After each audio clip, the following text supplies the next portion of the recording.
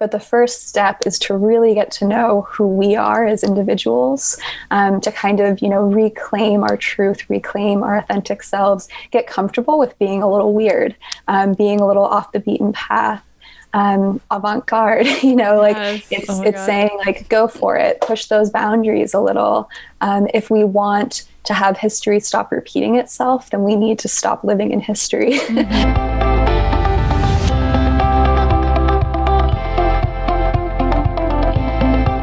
Welcome to the next episode of Goddess Hangs. Episode number 8. Woo! I'm Sadie. And I'm Juliet. And we have very special guest, Diana Wesley, with us. Yay! Welcome, Hello. Diana. Thank you. I'm happy to be here. Thanks for having me on today. We're so excited to have you. So you are an evolutionary astrologer. What does that mean? So evolutionary astrology is a branch of Western astrology that focuses on the soul's evolution. So we look at the north and the south node of the moon, these kind of points in space that help us understand where our soul is coming from, where we've spent an enormous number of lifetimes really kind of refining that area, but also kind of getting stuck there and experiencing the shadow of that area. And then the north node, that kind of tells us what we're growing toward in this lifetime in order to restore balance to our souls and continue our growth and evolution. So that's a big part of what we look at with evolutionary astrology. In some kind of practices, we also look quite a bit at the planet Pluto and its polarity points, the point exactly opposite Pluto in our charts by constellation in the sky. So that's kind of the idea behind evolutionary astrology. It looks at all the things that Western astrologers would typically look at, the sun, the moon, the rising sign, but then adds in this extra layer of kind of soul growth and evolution. I love it so much. I'm doing Diana's group coaching with the North and South nodes right now, and we'll talk more about that so she can kind of plug it for you guys. But it's so crazy learning about like where you're coming from and where you're going and how it just reads you like a book. And this is what I talk about with like, I feel like the only people that don't believe in astrology are the ones that like only know their sun sign, and the deeper you dig into it, you're just like, there's no way it's not real. I also love so much that you come from an angle of astrology as like a tool for growth and inner understanding and like transformation, as opposed to like a surface level, like, oh, well, today it's time to take a chance. How some people like see it in a newspaper. I also want to point out that Diana, if you're listening and not watching, is wearing gigantic star earrings that are so perfect for her in this episode. And I just had to mention we have the sun and the moon behind us, and then Diana has our stars. I love it. Very intergalactic here. All the cosmic vibes. I love it. And there's more. You are an expert in more than just astrology. There's another area that you're profoundly brilliant in. The goddesses, right? Yeah. And so the journey to the goddess was actually, some would say kind of with me at birth. I'm Diana, which is a Greco-Roman goddess of the moon and the hunt, among other things. But yeah, so my journey to the goddess actually really kind of began when I learned about the North and South node in astrology and started taking a deeper dive into those kind of significant points in the chart. My South node, so where I'm coming from, is conjunct or kind of sitting next to this goddess asteroid, Ceres, or Demeter in Greek mythology. And she was this great mother goddess and, is representative of food and agriculture and nurturance and nourishment. But she also has this side to her story where she's the mother of Persephone or Proserpina, who's abducted by Hades/Pluto, depending on if you're looking at the Greek or the Roman telling of the myth. And so she represents this mother who fears loss, who really struggles to be present and joyous in the moment, because there's always this fear that a loved one, potentially a child or someone else that's held dear, will be taken or lost. And so when I learned about that myth more, I have 4 sisters and have always been very close with them, but also had so much fear of loss around them, fear they might be kidnapped, actually. And so, yeah, the telling was actually quite literal. I have Persephone, the asteroid, sitting with Pluto in my chart, and Venus, which is my south node ruler. So both, that the whole myth was very much strongly embedded in my kind of DNA, my soul's memory. And so when I started to see that, I was like, wow, there's so much to these goddesses, so much to kind of dig deeper into with the asteroids and the dwarf planets. And so that kind of kick-started it. But I also just kind of realized through that process of learning about some of the basics of the asteroids and the goddesses, that I felt just very called to do work in that area. Most of like the planets and the luminaries are named after male deities, and the asteroids kind of add this additional layer of understanding kind of the female archetypes that are alive within us, and understanding how those kind of more female or divine feminine archetypes are at play within us, either being expressed in the light, or repressed and pushed into the shadows.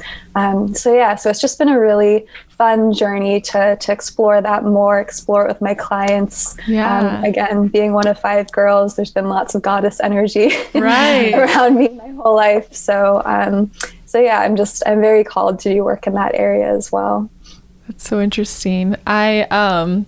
I had like a year or two, a phase where I was like really into learning about mythology. So I would be interested to start learning about this in this angle now, because I read like Bullfinch's mythology, which is sort of the textbook of all of the the different stories. So that's so cool to come at it from that angle. Yeah. What has your journey been like? Like, has it since what kind of was it a smooth journey going through it all? Or like, did you, the more you learned, the more you dug, did you discover, I'm just thinking of others who might want to dig into astrology and like, how did you go through it? What might they expect? How did you find it? And then how did you, apply it to your journey? Yeah, totally. So it's interesting. I think it was Sadie who'd mentioned that, astrology really transcends our sun sign. And I never fully believed in astrology, in part because I'm a Virgo and we're skeptical. But also because like my now husband is a Virgo, my dad's a Virgo. I've known so many Virgos and we were all so different. And so I was like, there's no way this can be that accurate. And so when I was working at Whole Foods, actually, back in 2012, one of my coworkers, I was working at Whole Foods corporate. This was like, a past life for me. Very true to that Ceres archetype of wanting to work with food and agriculture, and nourishing people. And I still love it, but it's my past life. So I was working there and I was chatting with a coworker, and she was like, oh, well, do you know much about your astrological signs? And I was like, yeah, but it's bullshit. I don't believe in it. And then she was like, oh, like, what's your sign? And I told her I was a Virgo, and she's like, yeah, but what's your moon sign? And I was like, my moon sign? What the hell is a moon sign? And so of course I, look it up. I find out I'm a Pisces moon, which is exactly opposite my sun sign. I was born during the full moon. And that like every other planet in my chart is in other signs other than Virgo. So it is a big part of who I am, on so many levels. And yet there was so much more to unearth and understand about it. And so that was really kind of a major turning point for me.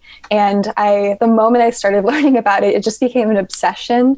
And I just completely dove in and was in the closet with it for a long time. So to the question about that transition, it was very different from, what I'd studied in college, very different from, any career path anyone in my family or community had chosen. And I'd always taken those like personality quizzes to tell me what kind of fitting career paths would be for me. And it often was pushing me toward like, psychologist or something where I'm healing and helping people. And I really, really resisted that, which, comes up in my birth chart. but yeah, so it was really challenging. I really had to get over my ego, get over being judged by other people. Sometimes, criticized and really upsetting and overwhelming ways, and made to feel just really different, really weird, at times even like evil for choosing this path. And so I was really in the closet with it for a while. I felt like if I came out as an astrologer, that like my whole career and my whole life would fall apart, which really wasn't the case. But yeah, it was a long time before I got comfortable with it. So after Whole Foods, I went to business school. I studied business by day and astrology by night, and ended up getting my coaching certification through the same program that I did my business school in, UC Davis, and started my coaching business, and then like slowly but surely started integrating in the astrology, became less afraid of showing that part of myself. And as I did, experience so much abundance and like so many positive things happened, and just having some confidence around it, and like really trusting and believing in that path led to other people who had doubted it or challenged me in the path kind of getting on board. So yeah, definitely it required a lot of like inner work and an inner kind of struggle to get comfortable with it. But yeah, so that was kind of the personal path, not necessarily like the educational one, which I can share as well, but more just kind of my personal experience of really like owning this. Yeah. I think that's such a testament to like, so many people are so afraid to like pursue what they're passionate about, but once you get past that, you're just like, okay, you accept the fear, you release the fear. And you were saying it brought in so much abundance for you and everything. Like when you're in alignment, you can't help but attract like the right people, the money you need, all of that stuff. So that's so cool. Is there a goddess that you turned to or that others could turn to about that represents like fearlessly, maybe not, just bravely stepping into your truest self or your highest self? Is there a goddess that like comes to mind for you? Ooh, there are a couple. So the first that jumped out to me was actually Diana or Artemis, because she is this goddess of the hunt. She's very independent. She does her own thing, and she's very kind of true to herself in that way. But Black Moon Lilith is a point in astrology. Lilith is the goddess. She's also a really fantastic one for working with that experience and that journey. So in mythology, she was Adam's first wife, of Adam and Eve, and she's made from the earth just like him. And so when he wants her to be subservient to him as his wife, and kind of put the role of the female below the role of the male, the role of the wife below the role of the husband in the marriage, she resists, and she ends up kind of fleeing from this union in order to pursue her own path to be equal. In the process, she is kind of vilified and demonized, and also pariahed. She's made this outcast. And Adam goes on to create Eve from his rib, so that there's this acknowledgement that the wife is kind of a part of the husband, that she is necessarily subservient to him. And so Lilith in that way kind of represents this choice to go our own way, be our own person, demand our equality, honor our bodies and the wisdom of our bodies. She's created from the earth. She's this earth goddess, and listen to kind of the path that they're sending us down, trusting that intuition, trusting our gut, and not being afraid to go our own way, even if people, again, kind of make us outcasts, push us outside of groups, judge us, whatever it may be. She's a really great one for staying strong and just kind of continuing on. Oh my God, I have chills. I've never even heard of this. I have goosebumps because I'm so glad Lilith came up because I just learned so much more about her. But I keep pulling that card out of my Goddess Oracle deck, and then like on my like TikTok and Instagram, I keep getting like pushed these posts about Lilith, and I'm like, ooh, Lilith is calling to me, and now I just learned so much more about her. That's so cool. Yeah, she's actually really strong in the skies right now too. Okay. She's hanging out with Uranus, and Uranus is this planet of change and awakening, and really encourages us to be our authentic selves. And then Lilith's there and like, you know, is really just adding this fuel to the fire, pushing us to reconnect with our truth, pushing us to be our authentic selves, to allow everything else to fall away, to get comfortable with marching to the beat of our own drum.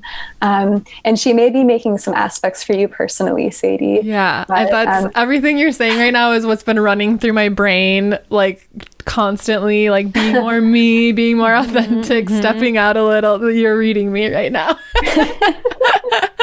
Awesome. I love that. It's so cool. Is that a big theme? I guess here's my next thought. Is that a big theme for all of us in 2021? Are there like a couple big astrology themes that just like really stand out to you this year that we could all pay attention to? Yeah. So actually that theme that we were just talking about and Sadie was just kind of elaborating on, of getting comfortable with kind of being our truest selves, that is very emphasized this year. So we had that great conjunction of Saturn and Jupiter on December 21st, kind of, you know, heralding in this new energy, this new Aquarian vibe. And Aquarius is about that. It's a very collectively oriented and community oriented sign. So it does want us to, at the end of the day, do something that kind of, you know, uplifts and supports the collective. But the first step is to really get to know who we are as individuals, to kind of, you know, reclaim our truth, reclaim our authentic selves, get comfortable with being a little weird, being a little off the beaten path. Avant-garde, you know, like it's saying like, go for it, push those boundaries a little. If we want to have history stop repeating itself, then we need to stop living in history. We need to like embrace kind of a new way, embrace the future that ourselves are kind of pulling us toward. So yeah, that's definitely a big theme with that Aquarius vibe in general. And then with, you know, Uranus and Black Moon Lilith being conjunct on New Year's Day or hanging out together, that's definitely like re-emphasizing that theme. And yeah, the more we kind of, again, like really step into our unique gifts and talents, the more we're able to share those with the world is kind of the idea of Aquarius. By liberating ourselves from the old and the outworn, we can then go on to liberate other people and awaken other people, and lead to kind of a collective awakening, a collective evolution. And one other big theme with that Aquarius energy with Uranus is experimentation. So, you know, we do ultimately, you know, we are encouraged to commit to things in the long run, but there is this very experimental energy to Aquarius. We don't have to get it right the first time. We can try different things. We can embrace a little bit more, you know, playfulness, experimentation. It doesn't all have to be, you know, everything we try this year doesn't have to be what we commit to for the rest of our lives. So just kind of embracing that energy a bit more too. Oh, how freeing. Yes. I'm just like thinking, this morning I made a list of all like the posts I want to do in like February, and I'm like, you're literally going down the list of everything I had. I was like, I guess I'm just really aligned with the stars and I don't even know. You are. Totally. Some of my South Node psychic energy that comes through. Yeah. We learned about that in the group coaching. That's what I wanted to ask you about. So we have the same South Node, North Node, because we're born like a month apart. That's correct, right? Yes. Yeah. You're both Capricorn North Nodes. Yeah. And then South Node is Cancer? Yeah. Okay. So I want to chat a little bit more, and maybe you can use like our South Node and North Node as examples as you talk through it. I think it's so interesting how like we talked about in the group coaching, how it's so clear and like simple to get shadow work out of this information and also like set intentions with this information. So could you talk a little bit about that? Sure. Yeah. So the South Node is an area where we have a lot of gifts because we've spent so much time in that area. So you look at like the sign of your South Node. If you're familiar with the house system, you can look at the house that your South Node falls in. Any aspects it's making, the ruling planet of your South Node. I know, again, it gets kind of it can become kind of a lot when you start to build out the whole story, which is part of why it's so fun, because you can go just eternally deep into astrology. But yeah, so looking at the South Node kind of gives you a feel for, again, some of the gifts and talents that you bring into this lifetime. With the South Node, it tends to be a point of service as well. So the gifts and talents that we bring into this lifetime are very much meant to be of service to others, not necessarily to be kind of held and hoarded, but shared. And so typically, like early in this lifetime, we're working with our South Node energy a lot. It feels comfortable for us, and it's kind of our default mode, even if in reality it's actually really uncomfortable, even if in reality like the ruts that we fall into in the areas where we find ourselves really stuck is actually not comfortable. It still feels better than kind of charting unknown territory and moving toward that North Node. So often until like our Saturn return, which happens in our late 20s up to about age 30, we may find ourselves kind of confronted really regularly with kind of our South Node lessons. We may have transits, so planets moving past our North Node that are pulling us more in that direction at different points in time. So like for the two of you, you're approaching your Saturn return, but you've had this whole stellium, this whole group of planets pass over your North Node in recent years, which has kind of pulled you more into your North Node even before your Saturn return. It has really encouraged you to look at that nodal axis, encouraged you to look at kind of the shadows and the patterns that you get stuck in, that kind of karmic conditioning, as well as how you can be growing and expanding toward that North Node. And so once you kind of go through the process of taking steps towards your North Node, so for you too, that would be Capricorn. This is about creating structure. It's about creating goals and sticking to kind of, long-term goals and aspirations. It's about building a legacy. And the South Node is ruled by the moon. It's Cancer. And Cancer is all about kind of going with the flow, kind of flowing with emotions. It's very intuitive.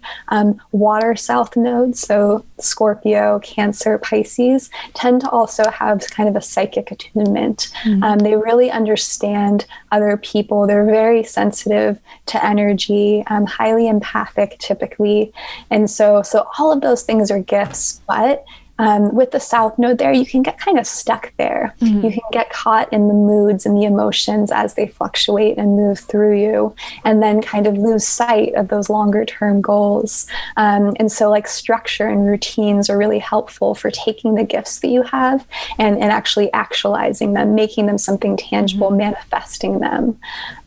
Similarly, there can be a tendency to get stuck in kind of relational enmeshment. This can be, typically family enmeshment with the Cancer South Node, but it can also be other relationships. It can be romantic relationships, friendships, whatever it may be, where it can feel like you're just a little bit stuck there. You're not really able to fully step into your own authority and kind of focus on your own goals, set boundaries around kind of your relationships, which is so much the call of that North Node. And so for some people with their South Node in Cancer, they can find themselves feeling very stuck in certain roles, familial roles, relationship roles that just don't really serve them. But they're so used to caring for others and nurturing others and tending to others' needs and emotional frequencies, that it can be challenging to kind of move beyond that. But again, there's Capricorn always kind of pulling you forward, always asking you to focus on, your goals, what it is that you want to build and do and accomplish in this lifetime. And the Capricorn North Node can be a really steady and slow growth sometimes.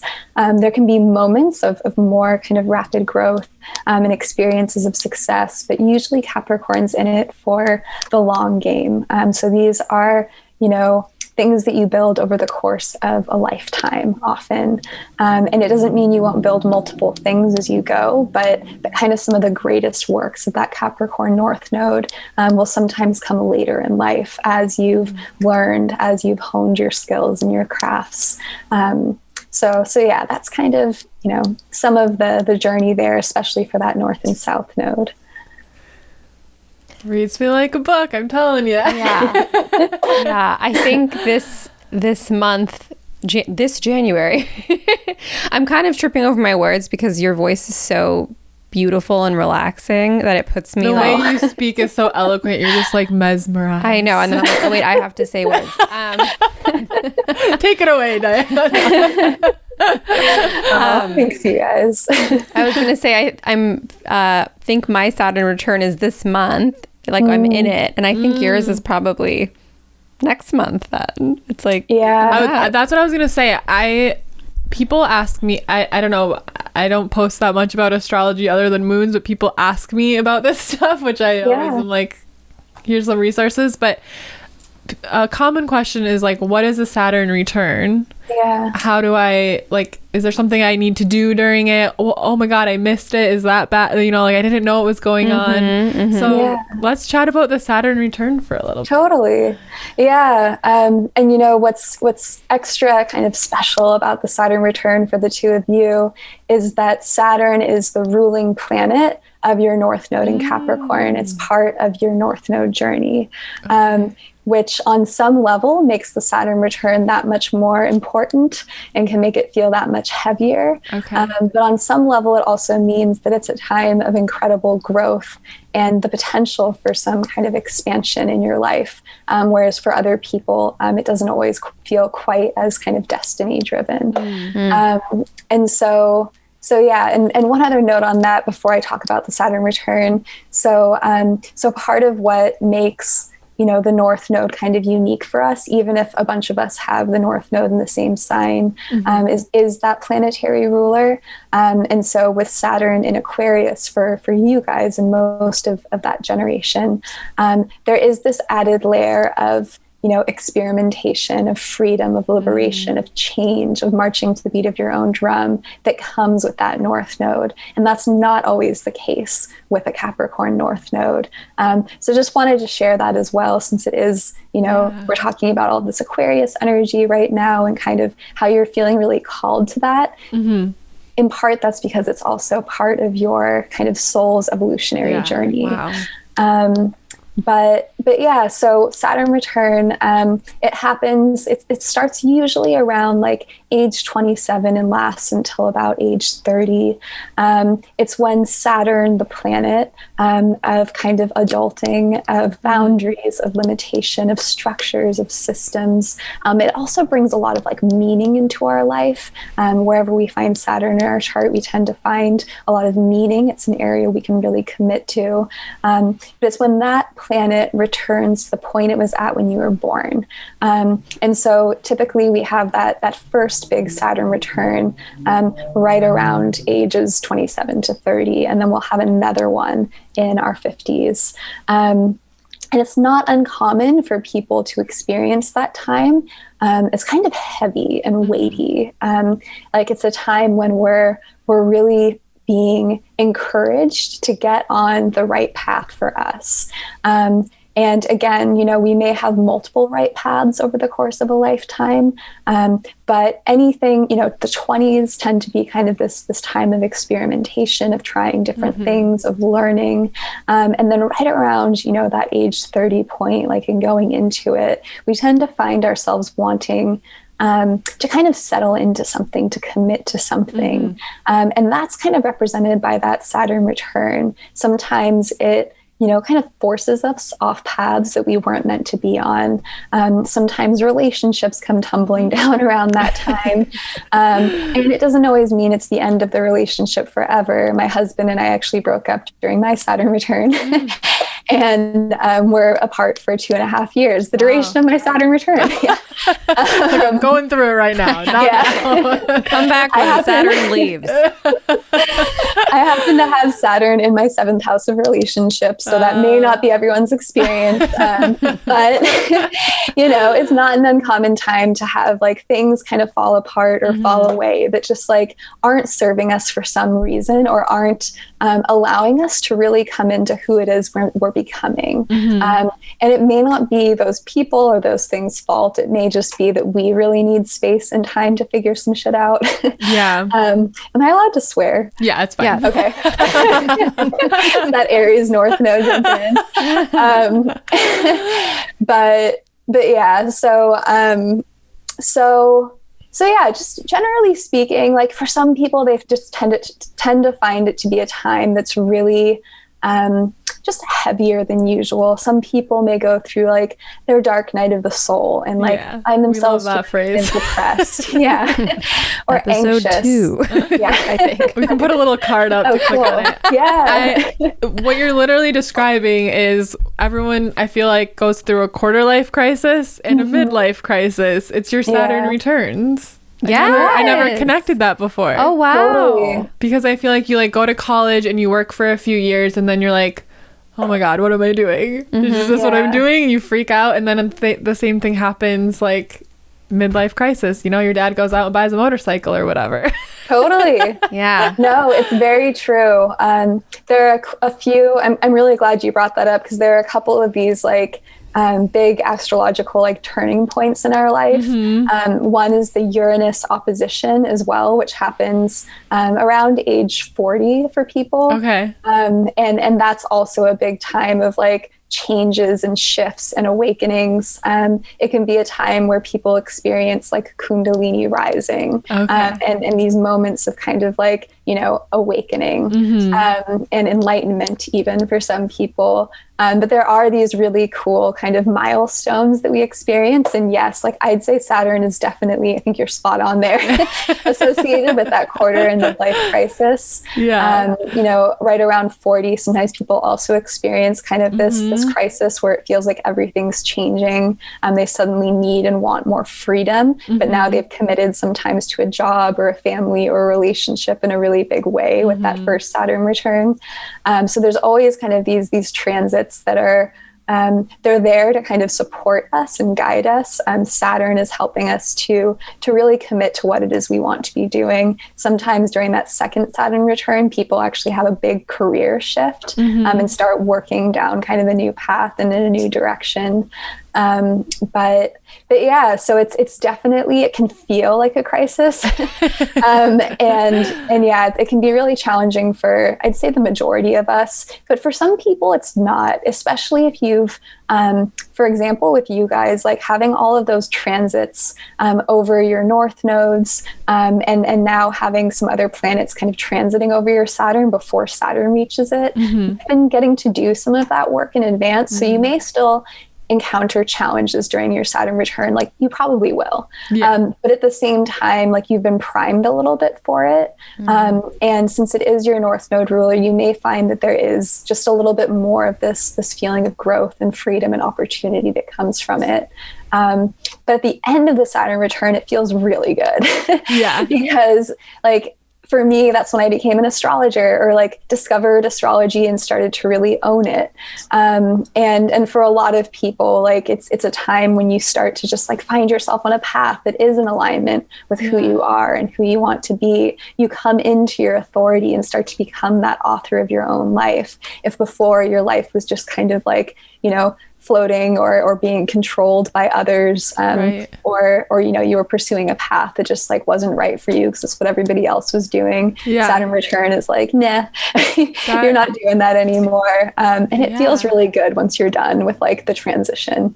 That's interesting because we're like 29 and a half. So we're approaching the end of it and we're, we just got, sort of, we started this podcast and we're all both starting our businesses this year and stuff. So it's like, we're warming up for the end of it. And it'll really we'll really come into it at the end of this our year. Both of our lives did a complete switcheroo in the middle of last year.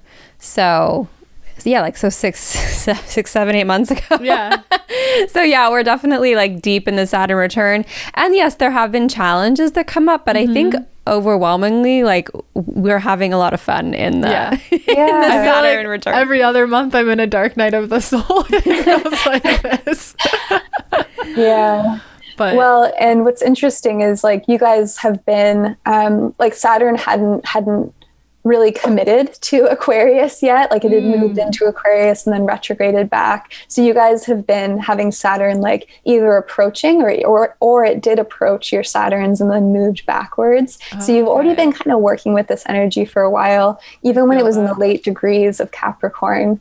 And so once it actually finally moves past your Saturn, which again, like by around age 30, we start to feel like we're kind of in the clear, which is happening for you guys right now. Ooh, That's when it's really like, the only two girls that are like, I can't wait to be 30. I know everyone else I know is like dreading it. I'm like, are you kidding? I just have this very like strong knowledge that the 30 to 40 decade is going to be killer. Yeah. It's a good one. Without fail. I'm like, the 20s were really fucking hard. Are you kidding me? Who wants to stay here? Yeah, no, later. Absolutely. Yeah, it's definitely, I think it is that quarter life crisis thing. Like Saturn also, it's like father time, and it reminds us of our time on this earth is short at the end of the day and fleeting, and we can only accomplish so much in one lifetime. So we have to get serious about what it is we do want to commit to when Saturn's in the picture.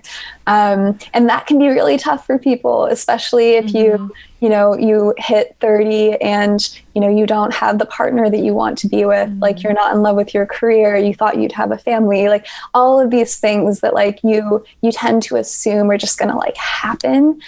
Sometimes don't. And sometimes people get divorced during their Saturn return. Like they thought they found their person and it was wrong, or they get laid off from the career they thought they wanted to be in. And so like, it's just one of those times where I think 30 does hit hard for some people, because like everything they thought their life would be is not, it hasn't manifested yet. And it's more common for it to manifest in a lasting and positive and supportive way after your Saturn return. And so it's actually like really okay. But again, Saturn it reminds us of our mortality. It reminds us of time. I got my first gray hairs around that.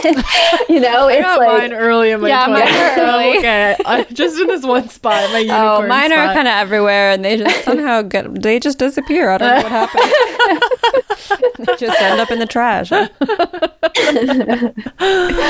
So I guess it sounds like, if anyone listening is sort of, late-ish 20s and you're feeling kind of overwhelmed or confused, like there are some cosmic reasons why this is happening, and it's all good. Yeah. It's all good. It's time of transformation, expansion, but that's uncomfortable. It's really uncomfortable. It is uncomfortable. And I love everything you've shared so far about the North Node and the South Node, because until I had a session with you, I'd never even heard of that. In the way that so many people don't know about, like what you said, like their rising sign, their moon sign. So I think, for those listening again who are like really into what they know about astrology, like there's so much potential to go so much deeper. And you can go deep on your own, but you can go really deep with someone like Diana, who like knows what she's doing and can show you the way. Yes. I think a cool, what I think about with the South Node and North Node is it really confirming for yourself like your talents and gifts and like how to manifest them into your purpose, because I don't know, I'm obsessed with purpose. I want to help people find their purpose, and I'm like, I want to send each and every one of them to Diana. I always recommend, it's just so interesting how like it's written in the stars what you came here for, literally, what you're meant to do, more or less. And I think, and what would you say, like, in terms of, It's in a very like nurturing and loving and supportive way, right? It's not like in a limiting or like you're only here for this one thing. Or I like to think that astrology, once you get deep enough into it, like opens doors for you rather than absolutely tells you what you can or can't do. Do you have any thoughts on that? Yeah, I'm actually really glad that you brought that up, because I think free will is really important, and part of why people are afraid sometimes of things like astrology or even tarot or like different kind of practices where it can feel like, you know, answers are being provided, or like someone knows you better than you know yourself. It can feel a little scary, because you can feel like you're losing your power, you're losing your authority. There's a Saturn turn, and you're losing your free will to this tool, when really it's just a tool. Free will is so important, and all of us are like infinitely unique. Even doing a reading with an astrologer, you know, they may see certain parts of your story and your experience, even your north and south node story, that are only like one, you know, fraction of the reality of your experience and the uniqueness of your experience. And so, you know, something that happens sometimes, so early on for me, when I was learning astrology, I had actually convinced myself, so my husband and I had just broken up, and we're going through kind of a difficult time. And I convinced myself it's because he was a Sagittarius moon and I'm a Pisces moon. And you know, I'd read some things about how those aren't compatible moon signs. And so I was just like, oh, like, clearly, like, that's why, and of course, like, digging deeper, it's like, oh, his moon is conjunct my Saturn in my 7th house of partnership. Sagittarius is actually a really supportive energy for me growing into my Aries North node. And it's just an energy that I find to be very loving and warm and supportive. And there's a lot of really good qualities about it. And there's plenty of other complementary things in our charts, but it's not uncommon to get kind of like stuck in those things, especially early on with astrology. Or reading something about ourselves and being like, oh no, like, I'm doomed because of that. And there are some people, like, I'm sure I was one of these people early on in my astrology practice, but there are some people who will do like readings for others, and they'll say things that you know, they don't realize kind of the gravity of their statements. And then I'll have people come to me and say like, oh, like, well, I had an astrologer tell me X, Y, and Z, and therefore I'm just doomed in this area of my life. And I'm like, no, like, A, I'm sure that wasn't their intention. And B, like, so some of it is, you know, being, as astrologers, like, responsible with how it is that we share information. And then some of it is being conscious and mindful as we're taking in this information. If something doesn't sit for us, like, it's not ours to keep. If something feels limiting in some way, or it feels like it's putting us in a box rather than helping us to grow and expand and become our truest selves, then that's also not really the answer. That's not the highest form of astrology. And so it's just, we have to be, you know, conscious consumers with our healing and divinatory and cosmic information as well. Yeah, I think that's an important point. I always, you know, when I'm doing readings, because I do tarot and intuitive readings, it's like, I'm not going to doomsday ever. Like, I'm gonna, even if a card, it feels like it's not the most positive message, it's just like, well, here's some examples of how you can use this to grow and expand and whatever. You're probably not getting a reading from a good reader if you leave it feeling like put down and like scared or limited in any way. I love that for me, readings, when I get readings from amazing readers or give them, it's more about like, and with astrology, like pointing out like, this could be something that you struggle with. I think that's empowering to know that, like, okay, as this moon, I may deal with my emotions in this way. So I'm really conscious about it, and I can like grow out of that or grow with it or whatever. Using astrology and tarot and these things to like kind of dig into like some of the shadow work and like help yourself grow. That's what I love about it. And I love, Diana, what you said about your husband having an incompatible moon to you, because Sadie and I have talked about this. Our boyfriends have like they're not like perfect astrology matches, and I think that it's important to share that, as spiritual as we are, as deep into all of this as we are, like astrology and all these other modalities like should come from a place of possibility and expansion, and you don't write somebody off because their moon is some other place than you'd like it to be. I know, I have an astrology app that you can like, your friends can join and it matches you up, and Craig, it's like, no, do not date. Speaking of app, Diana, as we're sitting here talking, I had this vision that you would make like a really amazing app, like a really special astrology app. I don't know if that's something you've thought about. But like people would like pay monthly and it would be like a whole vibe. I just saw it. Anyways. Well, speaking of monthly, Diana has a monthly offer that I've brought up, I think, 3 or 4 times now. Forget the app idea. Let's talk about that. But let's talk about it for a second, because you're doing group coaching. It's really cool. She groups us together with like earth, air, fire. So like we are with other earth north nodes, special, because we have a lot in common, and she breaks it down. Tell us a little bit about that for anyone listening that might be interested in learning more from you. Mm-hmm. Sure. And I apologize, I didn't mention this at the start, but in about 5-ish minutes I have to hop off because I have some astrology mentees that I'm meeting with. Well, perfect. Plug your stuff you do quick for all of us. This has been so much fun. So thank you again for having me on.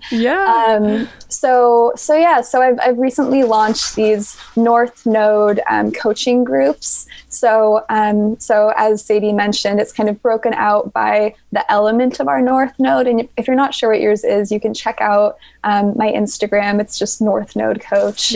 And learn more about kind of, what your North Node is specifically, and then what element it falls under.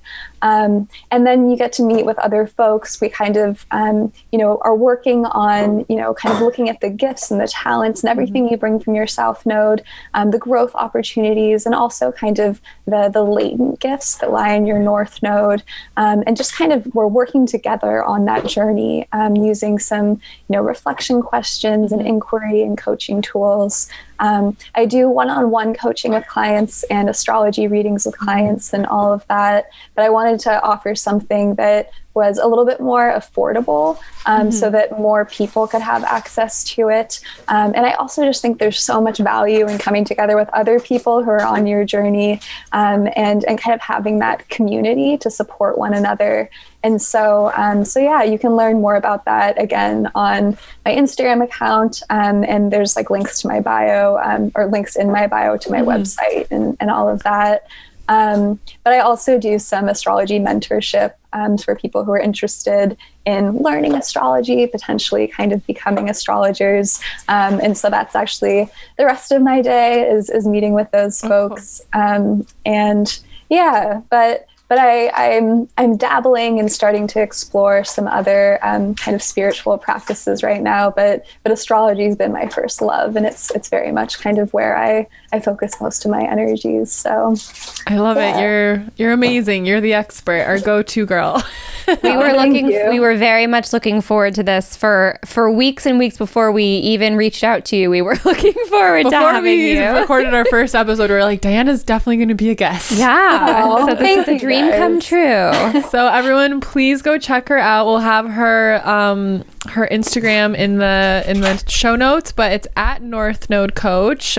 We've both had readings with her. I'm part of her group coaching. 10 out of 10. Can't recommend her enough. Diana, maybe after you hop off, me and Sadie will stay for a couple minutes and just talk about like what happened during our readings. Okay, yeah, we'll just keep talking about you. Yeah, that sounds great. And sorry I couldn't make it the full hour. I definitely should have let you know in advance, but this has been so much this fun. has been so much great. She's got a shooting star to catch. Yeah. She's off to her next. I just picture you riding away on a star. I really like that. I think that needs to be that's your new logo. Yeah, I need to like have someone make a collage of me riding a star. Yes. Here's the picture of Diana. We're gonna for the thumbnail. We're gonna put that.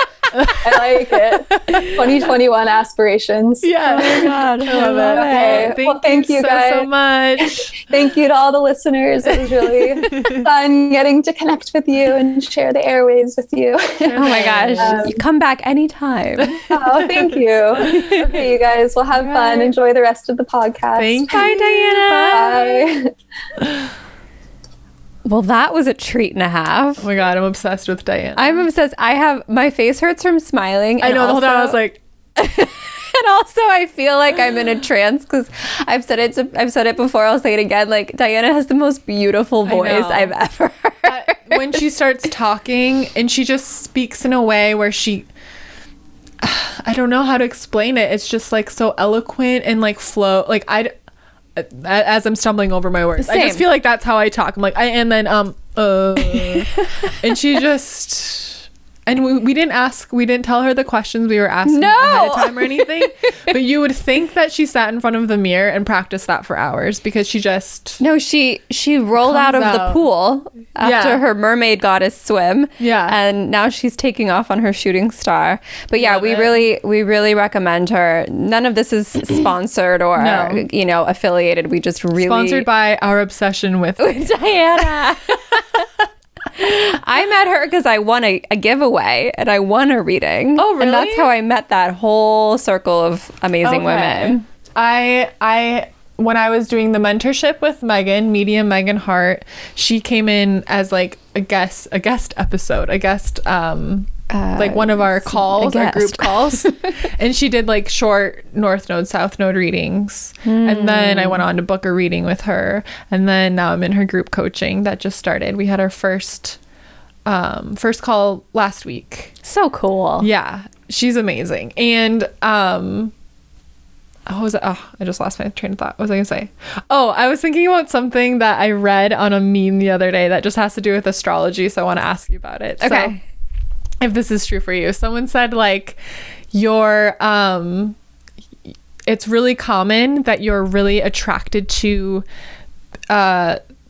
people that their sun sign is your rising sign. And that blew my mind because it was so true. My rising is Sagittarius. Mm-hmm. And I was just thinking back like to exes and just people that I had like flings with, and they were like majority Sagittarius, but Sagittarius and Virgo aren't that compatible. So I was like, why do I keep becoming entwined with Sagittarius men? And it was because it's my rising. And can you think of like, I don't know if you know everyone's sign that I mean, I do, but I've not ever dated an Aries. Yeah. No, I could talk about like my moon is Scorpio and my boyfriend's a Scorpio and my parents are Scorpios and one of my best friends is a Scorpio. So I'm around a lot of those people. Yeah, I just thought that was so interesting. It was so spot on for me. And I'm curious for the listeners, if you think about your rising and the people that you are generally most attracted to, is it your rising sign? Because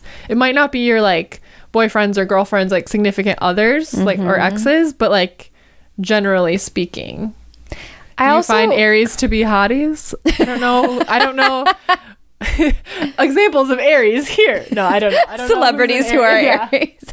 I don't know celebrities who are Sagittarius, but I was just thinking back, and they're all kind of were similar looking too. I had a string of like is it Taurus or Taurus? I think it's Taurus. Taurus. I had a string of Tauruses. Those did not end well, but Scorpio so far. All my Sagittarius was way too fiery, and this was before I knew my entire chart was fire, except for I think my only thing that's not fire is being a Virgo. Everything. Thank God, though. Yeah. It's like something to root you down. Yeah. And if you're it's like sun, moon, and then everything, if you look at it, it's all Leo, Leo, Leo, Leo, Leo, Leo, Leo, all of it. And all of this information, if you're like, how do you even find out? It's all on Google. Just Google, what is my rising? What are the apps called? I have... these are better recommendations. I really think Diana should make an app. She should. I use CoStar, The Pattern, and Nebula. Your girl has 3 astrology apps. I usually only open Nebula and CoStar. The Pattern signed me out and I can't get back in. They're like, no astrology for you. But you just you have an addiction. Sadie. I really don't even... Nebula sends you little affirmations of the day. Oh, that's precious. For your sign, which I think is cute. So, and then CoStar, the way they break down your chart, maybe we can put a screenshot up of it or something. Sure. But you can't see this. Take a look. Screenshot here. But it says your signs and then the planets that they're all in and the houses. Oh, I'm not talking to the mic. But your signs, the planets they're in and the houses they're in. So, yeah, mine are all Leo, Aries, Sagittarius, pretty much. But anyways. So yeah, you can do a lot of your own. I think astro.com, you can do the actual birth chart. That's what Diana sent me to get my actual chart. Yes. Which it's, if you don't know how to read it, it like looks like gibberish. I'm trying to like teach myself a little bit. But yeah, and then what's the Cafe Astrology? Can also do a free chart for you. Is there like a sisters one or something? Astro Twins? Oh, Astro Twins. Is that it? I think so. I had a signed book from them when I was 15. We're doing a great job telling you where to go. I'm like, I don't remember the name, but write these all down and then check and let us know if they were correct. We'll double check and we'll put a bunch of links in the show notes for fun resources. But yeah, Diana's amazing. Everyone go follow her at North Node Coach. Her posts are amazing because she'll do like updates about like, oh, Aquarius is conjunct Pluto. That I don't know if that's a thing. And then she puts what it means for like generally, you know, like so throughout the week you get your little what's going on in the world. And my favorite joke is like, why am I sad? I'm gonna go ask Diana. And you know, it's meant to be empowering. It's meant to be fun. It's meant to be expansive. It's not meant to, you know, shut every Capricorn out of your life and Gemini. Like no. And so I love it. We just love it. I loved it. I think it's super empowering. And then I stepped away for a minute and now I'm back, baby. We're back, baby. We're back and better than ever. Better than ever. Better than ever. You just blew out the mic. Sorry, Greg.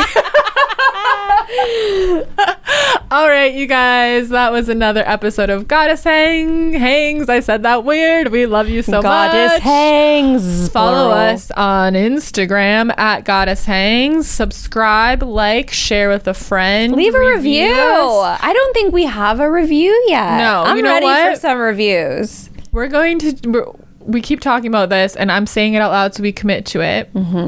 Next week or this week when we're posting it, we're going to start for the month of February. Everyone that leaves a review is going to put in a drawing and you're going to get a joint reading from us. How about it?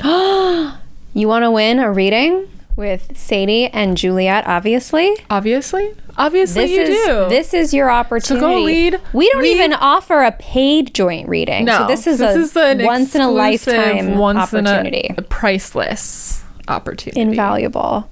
And we can do, you know, we can connect with a loved one. We can just do psychic reading. I'll bring my cards. We'll do, it'll be this is an offer. I have a wild card reading where it's like cards and channeling and all this stuff. It'll be amazing. With a sprinkle of Juliet on the side. Salt Bay. So yeah, leave us a review. We want reviews. It helps us a lot. Subscribe to us if you're watching us on YouTube. That helps us a lot. Reach new people. Share with a friend. We love doing this, but you gotta help us grow. Yes, and we appreciate those of you who are sharing. We love you so much. Thank you to all the new people here. Thank you to all the new people, and we're gonna just take off on a shooting star now. Goodbye. Goodbye.